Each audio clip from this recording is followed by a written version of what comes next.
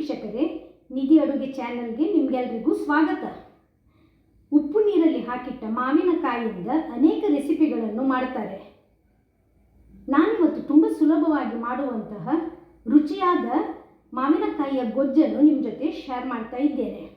ಉಪ್ಪು ನೀರಲ್ಲಿ ಹಾಕಿಟ್ಟ ಮಾವಿನಕಾಯಿ ಇದೆಯಲ್ಲ, ಅನೇಕ ವರ್ಷಗಳ ಕಾಲ ಸ್ಟೋರ್ ಮಾಡಬಹುದು, ಹಾಳಾಗುವುದಿಲ್ಲ.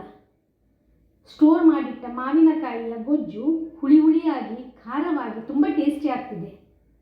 ಊಟಕ್ಕೆ ದೋಸೆ ಇಡ್ಲಿ ಜೊತೆ ಅಥವಾ ನಾಲಿಗೆಯ ರುಚಿ ಕೆಟ್ಟರೆ ಈ ಗೊಜ್ಜಿಂದ ಊಟ ಮಾಡಿ ಸಖತ್ತಾಗಿರ್ತದೆ. ಇವತ್ತಿನ ಈ ರೆಸಿಪಿ ಇದೆಯಲ್ಲ, ಕರಾವಳಿ ಭಾಗದ ಕೊಂಕಣಿ ಕಮ್ಯುನಿಟಿಯವರು ಮಾಡುವ ಶೈಲಿಯಲ್ಲಿ ಮಾಡಿದ್ದೇನೆ. ಬನ್ನಿ ಈ ರೆಸಿಪಿಯನ್ನು ಪ್ರಾರಂಭಿಸೋಣ. ಹಾಗೆ ವಿಡಿಯೋ ನೋಡುವ ಮೊದಲು ಯಾರೆಲ್ಲ ನನ್ನ ಚಾನಲನ್ನು ಸಬ್ಸ್ಕ್ರೈಬ್ ಮಾಡಿಲ್ಲ ಅಥವಾ ಹೊಸದಾಗಿ ನೋಡುವವರು ದಯವಿಟ್ಟು ಸಬ್ಸ್ಕ್ರೈಬ್ ಮಾಡಿ.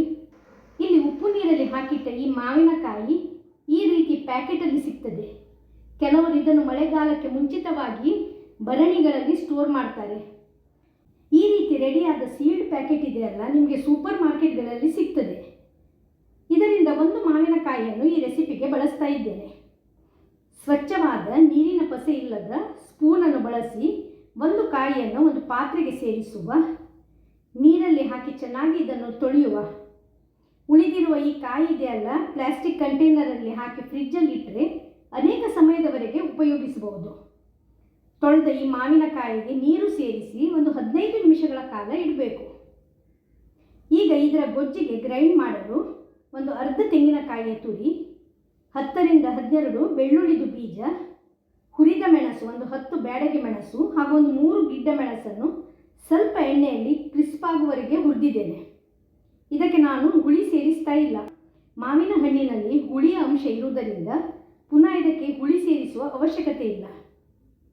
ಈಗ ಒಂದು 15 ನಿಮಿಷಗಳ ಕಾಲ ನೀರಲ್ಲಿ ಹಾಕಿಟ್ಟ ಈ ಮಾವಿನಕಾಯಿಯ ಸಿಪ್ಪೆಯನ್ನು ತೆಗೆಯುವ. ಚೆನ್ನಾಗಿ ತೊಳೆದಿರುವುದರಿಂದ ಇದರ ಸಿಪ್ಪೆ ತೆಗೆದ ನಂತರ ಇದನ್ನು ಗ್ರೈಂಡ್ ಮಾಡಲು ಬಳಸಬಹುದು. ಒಳಗಿನ ಗೊರಂಟೆಯನ್ನು ತೆಗೆಯುವ ಹಾಗೂ ಇದನ್ನು ಚೆನ್ನಾಗಿ ಮ್ಯಾಶ್ ಮಾಡಬೇಕು. ಕೈಯಿಂದ ಅಥವಾ ಮ್ಯಾಶರ್ ಬಳಸಿ ಮ್ಯಾಶ್ ಮಾಡುವ. ನೋಡಿ, ಈ ರೀತಿಯಲ್ಲಿ ಮ್ಯಾಶ್ ಮಾಡಬೇಕು. ಈಗ ತೆಗೆದುಕೊಂಡ ಸಾಮಗ್ರಿಗಳನ್ನು ಮಿಕ್ಸಿ ಜಾರಲ್ಲಿ ಒಂದೊಂದಾಗಿಯೇ ಸೇರಿಸುವ. ಸ್ವಲ್ಪವೇ ಉಪ್ಪನ್ನು ಸೇರಿಸಬೇಕು ಹಾಗೂ ರುಬ್ಬಲು ಅಗತ್ಯಕ್ಕೆ ಬೇಕಾದಷ್ಟು ನೀರನ್ನು ಸೇರಿಸಿ ಗಟ್ಟಿಯಾಗಿ ಚಟ್ನಿಯ ಹದಕ್ಕೆ ರುಬ್ಬಬೇಕು. ಈಗ ನೋಡಿ, ರುಬ್ಬಿದು ಆಗಿದೆ. ಈ ರೀತಿ ಗಟ್ಟಿಯಾಗಿ ರುಬ್ಬಿದ್ದೇನೆ. ರುಬ್ಬಿದ ಈ ಮಸಾಲೆ ನೋಡಿ ಈ ಹದಕ್ಕೆ ಇರಬೇಕು. ಇದನ್ನೀಗ ನಾವು ಆಗಲೇ ಮ್ಯಾಶ್ ಮಾಡಿಟ್ಟ ಮಾವಿನಕಾಯಿಗೆ ಸೇರಿಸುವ. ಹೊಳ್ಳೆ ಮಾಡಿ ಮಿಕ್ಸ್ ಮಾಡುವ. ಮಾವಿನಕಾಯಿ ಪೀಸಸ್ ಈ ಮಸಾಲೆ ಜೊತೆಗೆ ಚೆನ್ನಾಗಿ ಬೆರೆಯುವವರೆಗೆ ಮಿಕ್ಸ್ ಮಾಡಬೇಕು. ಇದಕ್ಕೆ ಒಗ್ಗರಣೆಯ ಅವಶ್ಯಕತೆ ಇಲ್ಲ. ನೋಡಿದ್ರಲ್ಲ ಎಷ್ಟು ಸಿಂಪಲ್ ಅಂತ. ಇಷ್ಟೇ ಮಾಡಲಿಕ್ಕಿರೋದು. ಸಿಂಪಲ್ ಆದ ರುಚಿಯಾದ ಈ ಗೊಜ್ಜು ಇಲ್ಲಿ ಸರ್ವಿಂಗಿಗೆ ರೆಡಿಯಾಗಿದೆ. ಇದನ್ನು ಸ್ಟೋರ್ ಮಾಡಿಟ್ಟರೆ ಒಂದು 8-10 ದಿನಗಳ ಕಾಲ ಫ್ರಿಜ್ಜಲ್ಲಿಟ್ಟು ಬಳಸ್ಬೋದು, ಹಾಳಾಗುವುದಿಲ್ಲ. ನಾಲಿಗೆಯ ರುಚಿ ಕೆಟ್ಟರೆ ಅಥವಾ ಸ್ವಲ್ಪ ಡಿಫರೆಂಟ್ ಆದ ಗೊಜ್ಜು ಅಥವಾ ಚಟ್ನಿ ಮಾಡಬೇಕಂತಾದರೆ ಖಂಡಿತ ಈ ರೆಸಿಪಿಯನ್ನು ಟ್ರೈ ಮಾಡಿ. ಇದು ಊಟಕ್ಕೆ ಇಡ್ಲಿ ದೋಸೆ ಜೊತೆಗೆ ಸೂಪರ್ ಕಾಂಬಿನೇಷನ್ ಅಂತ ಹೇಳ್ಬೋದು. ಟ್ರೈ ಮಾಡಿ ಹೇಗಾಗಿದೆ ಅಂತ ನಿಮ್ಮ ಅಭಿಪ್ರಾಯವನ್ನು ತಿಳಿಸಿ.